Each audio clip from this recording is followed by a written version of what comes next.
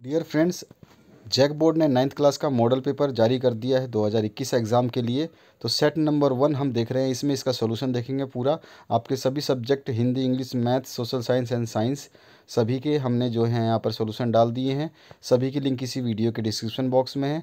अगर आपको कोई वीडियो या कोई लिंक ना मिले तो आप हमें कमेंट सेक्शन में कमेंट कर सकते हैं। तो चलिए स्टार्ट करते हैं इस क्वेश्चन पेपर को और इसके सॉल्यूशन को। सबसे पहला जो आपका क्वेश्चन पूछा गया है साइंस का 9th क्लास का, इसकी OMR सीट मिलेगी। OMR सीट में आपको टिक करनी है कौन सा ऑप्शन सही है। तो दूध है, दूध क्या है? तो एक द्रव्य है या लिक्विड है। ठीक है, मिल्क इज़ ए लिक्विड। इसके बाद में सेकंड क्वेश्चन, गैस के कणों के बीच आकर्षण बल होता है। Intermolecular force of attraction between gaseous molecule तो वेरी मच होता है, बहुत अधिक होता है, अत्यधिक बोल सकते हैं आप इसको। ऑप्शन नंबर 3 इसका राइट है। सारे जो ऑप्शन है आपके ग्रीन कलर में हाईलाइट कर दिए गए हैं, ध्यान से सुनना। सारे आंसर्स में आपको जो भी आपको डाउट होगा उसको भी क्लियर कर दूंगा। क्वेश्चन नंबर 3 है, बर्फ़ का एक टुकड़ा जल की सतह पर तैरता है क्योंकि उसकी डेंसिटी जो है बहुत कम होती है। यानी कि जो आइस है वो लाइटर देन वाटर होता है। डेंसिटी ऑफ आइस इज़ क्या होती है? लेस होती है वाटर से। याद रखना है आपको। क्वेश्चन नंबर आंसर नंबर 3 इसमें टिक कर लीजिए। इसके बाद में बर्फ़ जल से हल्का होता है या ice is lighter than water. A piece of ice floats on water because, ये इसका आंसर है। उसके बाद में फोर्थ क्वेश्चन की बात करें, गर्म करने पर गैस का आयतन यानी कि घटता है या बढ़ता है, क्या होता है ये दिखाना है। यानी on heating density of gas तो क्या होता है? डिक्रीज़ होती है। डेंसिटी क्या होती है? जो गाढ़ापन होता है वो उसका गैस का जो है वो कम हो जाता है। यानी कि उसमें क्या होता है आपका डेंसिटी की जैसे ही गर्म करेंगे तो गैस फैलने लगता है, तो इसकी डेंसिटी कम हो जाती है। इसके बाद में फिफ्थ नंबर जो क्वेश्चन है इसकी बात करते हैं हम। तो फिफ्थ जो क्वेश्चन है इसमें पूछा गया, निम्नलिखित में से कौन कपड़ा गर्मियों के समय अधिक आरामदेह होता है। विच of the following cloth is comfortable during summer season. तो इसका सीधा सीधा आंसर आपको भी पता है, सूती के कपड़े या कॉटन के जो कपड़े होते हैं ये आरामदायक होते हैं, क्योंकि आपके जो है ये पसीने को, स्वेट को एब्जॉर्व कर लेते हैं और इसमें से एयर भी जो है स्मूथली पास होती है। क्वेश्चन नंबर 6 की बात करें तो इसमें पूछा गया, प्रोटॉन कण हैं, प्रोटॉन पार्टिकल इज़। तो ये प्रोटॉन हमेशा पॉजिटिवली चार्ज होते हैं यानी धनावेशित होते हैं। ठीक है।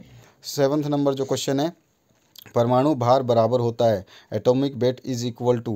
तो एटॉमिक वेट आपका प्रोटॉन प्लस न्यूट्रॉन के बराबर होता है, प्रोटॉन प्लस न्यूट्रॉन के बराबर होता है। ठीक है, आंसर नंबर 3 इसमें करेक्ट कर लीजिए। इसके बाद आ जाइए 8th नंबर क्वेश्चन पे। तो इसमें पूछा है, परमाणु के नाभिक में कौन से कण उपस्थित होते हैं। तो परमाणु के नाभिक में किसी भी एटम के जो इन nucleus of any atom which of the these particle present, तो दोनों ही होते हैं, प्रोटॉन एंड न्यूट्रॉन। ठीक है, इलेक्ट्रॉन बाहर होता है इसलिए इलेक्ट्रॉन को मत चूज़ करना आप। Proton and neutron both are in the nucleus of a atom. इसके बाद में नेक्स्ट जो क्वेश्चन है 9th, इसमें कौन अक्रिय गैस है। ये तो आपको बताना है कौन सा अक्रिय गैस यानी नोबल गैस, इनर्ट गैस कौन सा है। विच of the following is inert gas. तो इनर्ट गैस है आपका neon. Neon is a inert gas. इसके बाद में 10th जो क्वेश्चन है, केनाल किरणें किसका किरण पुंज हैं। Canal rays are. तो ये प्रोटॉन जो है उसके किरण पुंज होती हैं, कैनाल रेज आर प्रोटॉन। ठीक है, प्रोटॉन जो होती है उनको कैनाल रेज भी बोलते हैं। इसके बाद आ जाइए 11th क्वेश्चन पे। 11th क्वेश्चन में पूछा गया है, एक तत्व के समस्थानिक होते हैं, isotopes of an element have. तो आइसोटॉप्स की खासियत क्या होती है? सेम एटॉमिक नंबर होता है इनका। ठीक है, केवल इनमें एक ही खासियत होती है, सेम एटॉमिक नंबर होता है, समान परमाणु संख्या। आंसर नंबर 3 इसमें करेक्ट करिए।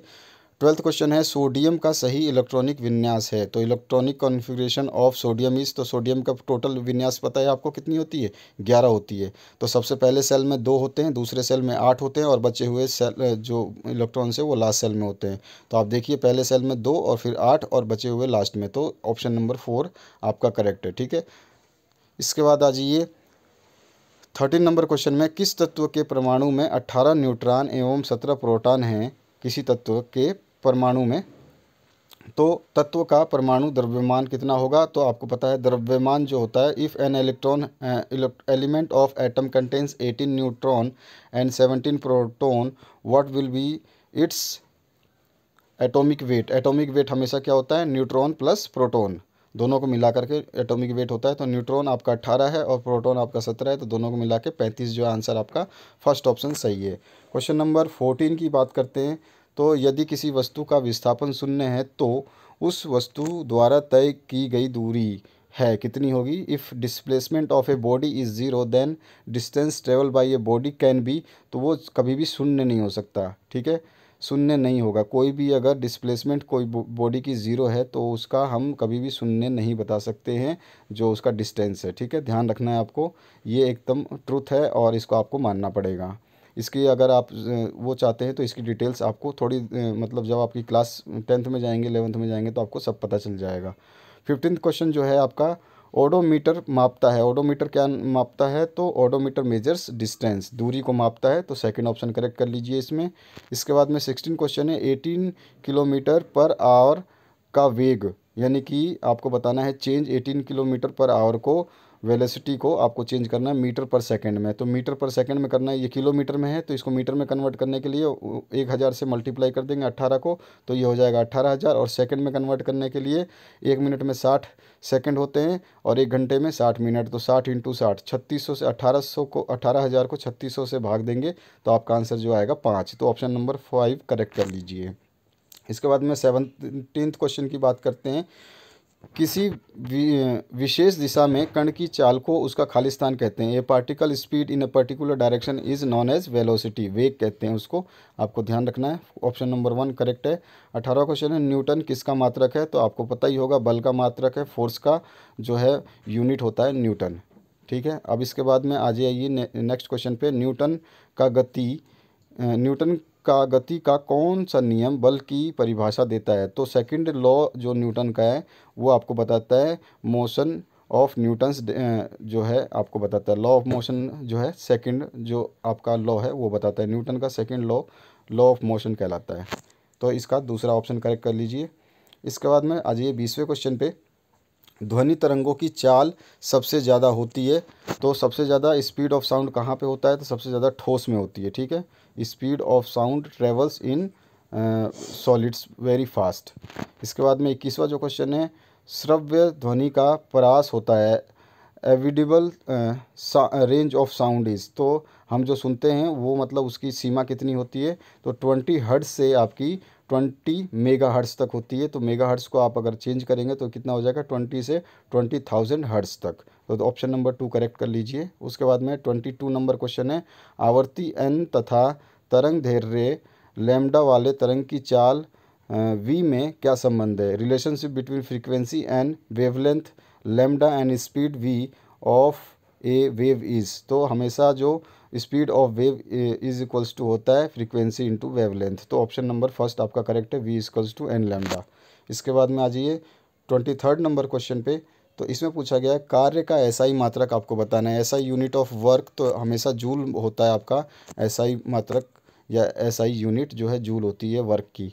इसके बाद में आ जाइए 24वां क्वेश्चन, सार्वत्रिक गुरुत्वाकर्षण स्थिरांक जी का मान कितना होता है, the value of universal gravitational constant ji is, capital G की बात हो रही है, तो इसकी वैल्यू होती है, आंसर नंबर 2 टिक करिए, 6.67 इंटू 10⁻⁻11 न्यूटन मीटर स्क्वायर पर केजी स्क्वायर, ठीक है, यहाँ पे आपका ये आंसर हो जाएगा। 25वां क्वेश्चन है, चार वस्तुएं पी क्यू आर तथा एस के द्रव्यमान कम से कम जो है 5 केजी क्रमशः 5 केजी 10 केजी 15 केजी तथा 20 केजी है, किसका जड़त्व तो सबसे अधिक होगा, the masses of 4 bodies P Q R S R 5 10 15 and 20 KG respectively which will have maximum inertia, तो मैक्सिमम इनर्शिया उसी बॉडी की होती है जिसका मास सबसे ज़्यादा होता है, तो इसमें मास किसका ज़्यादा है 20 का, और 20 किसकी वैल्यू है एस की, तो आंसर नंबर जो है आपका 4 करेक्ट होगा, ठीक है।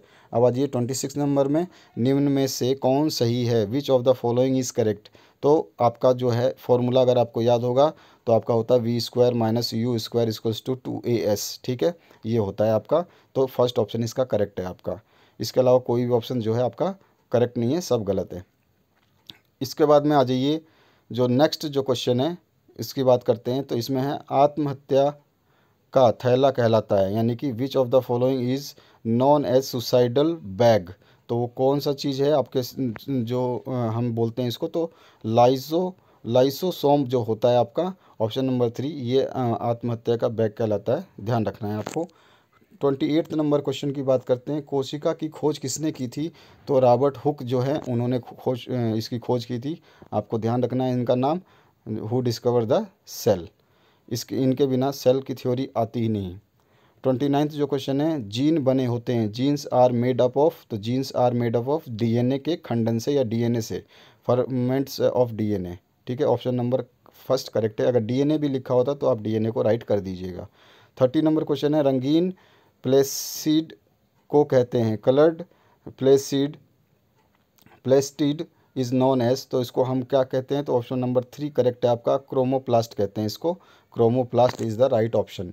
31 नंबर जो क्वेश्चन है, रक्त है, ब्लड इज़, तो क्या है, कनेक्टिव टिश्यू कहते हैं इसको, या तरल संयोजी ऊतक। ऑप्शन नंबर फर्स्ट करेक्ट करिए 31 का। इसके बाद आ जाइए 32 में, आपके 40 क्वेश्चन हैं हर सेट में और आपके हर विषय के। रतौंधी कैसा रोग है, नाइट ब्लाइंडनेस इज़, तो विटामिन ए की कमी से होने वाला रोग है ये, deficiency in vitamin A, vitamin A की कमी हो जाती है तो रतौंधी या नाइट ब्लाइंडनेस होता है। ठीक है, इसके अलावा कोई ऑप्शन करेक्ट नहीं है, तो ऑप्शन नंबर 4 करेक्ट कर लीजिए। उसके बाद में 33 नंबर जो है, कॉर्क कोशिकाओं में पाया जाता है, कॉर्क सेल कंटेन्स, तो उसमें सुब्रीन पाया जाता है, ऑप्शन नंबर 3 को करेक्ट कर लीजिए 33 में। 34 की बात करें, शरीर का बाहरी और भीतरी रक्षक आवरण बनते हैं, which one of the following forms inner and outer protection covering of body, तो उसको बोलते हैं हम एपिथीलियम ऊतक, यानी कि एपिथीलियम टिश्यू। ऑप्शन नंबर 2 को करेक्ट करिए। 35 नंबर जो क्वेश्चन है, इसकी बात करते हैं, तो एनीमिया नामक बीमारी किस पोषक तत्व की कमी से होती है, तो ये आयरन की कमी से होती है, ऑप्शन नंबर 2 करेक्ट कर लीजिए। 36 नंबर है, एक दीर्घकालीन रोग है, मतलब लॉन्ग लास्टिंग डिजीज़ कौन सा है, तो मलेरिया भी आपका जल्दी सही हो जाता है ट्रीटमेंट के हिसाब से, जुकाम भी सही हो जाता है, हैजा भी आपका सही हो जाता है, लेकिन जो एक्जिमा है वो सही नहीं होता है, उसको बोलते हैं हम चर्म रोग टाइप में, जो उसका इलाज थोड़ा लंबा चलता है। ठीक है, इसके बाद में आप आ जाइए 37 नंबर क्वेश्चन पे, तो वायुमंडल में कार्बन डाइऑक्साइड के बढ़ने का संबंध किससे है, the rise of the level of carbon dioxide in the atmosphere is concerned with, तो इसका तो एक्चुअली रीज़न पॉल्यूशन से है, लेकिन इसमें पॉल्यूशन का ऑप्शन नहीं है, तो अम्ल वर्षा यानी एसिड रेन की वजह से आपका कार्बन डाइऑक्साइड जो है एटमॉस्फेयर में बढ़ता है। इसके बाद में जो नेक्स्ट क्वेश्चन है आपका 38 नंबर, पौधे जिन पदार्थों का संश्लेषण करते हैं वे कहलाते हैं, तो वो क्या कहलाते हैं, फ्रूट कहलाते हैं। The substance synthesized by plant are called as fruits. ठीक है, तो इसका सबसे आपका जो आंसर होगा 3rd नंबर को करेक्ट कर लीजिए। 39 नंबर है, मलेरिया का रोग वाहक है, the vector of malaria is, तो मच्छर है, आपको ही पता है, तो ऑप्शन नंबर 2 करेक्ट कर लीजिए। जो लास्ट क्वेश्चन है आपके फर्स्ट सेट का, ये है 40 नंबर, वे प्राकृतिक पदार्थ जिनका उपयोग मनुष्य अपने जीवन यापन एवं विकास के लिए करता है वो क्या कहलाते हैं, तो वो प्राकृतिक संपदा होते हैं, क्योंकि वो नेचुरल रिसोर्स हैं। तो the natural resource that are use by human for living and development are called as प्राकृतिक संपदा और नेचुरल रिसोर्सेज। तो ये है आपका फुल सोल्यूशन आपका साइंस का। इसी तरह से आपके सभी सब्जेक्ट के जो हैं सोल्यूशन हमने बना दिए हैं, उनको देख सकते हैं आप, उनकी लिंक इसी वीडियो के डिस्क्रिप्शन बॉक्स में है। आप डिस्क्रिप्शन में जाएंगे तो वहाँ पे मिलेगा आपको JAC board 9th class papers के नाम से एक प्लेलिस्ट, उसमें जा करके आप देख सकते हैं। अगर आपको ऐसा लगता है कि कोई आंसर हमारा करेक्ट नहीं है तो आप कमेंट सेक्शन में कमेंट करके ज़रूर बताइए, और साथ ही साथ वीडियो को लाइक करना और दोस्तों के साथ शेयर करना ना भूलें। अगर आप इस चैनल पर नए हैं तो आप इस पर बने रहिए, क्योंकि आपके 10th 11th 12th सभी के सोल्यूशंस इस पर प्रोवाइड किए जाते हैं। इंडिया का एकमात्र चैनल है जो पूरे भारत के क्वेश्चन पेपर्स का सोल्यूशन प्रोवाइड करता है। Thank you very much for watching this video.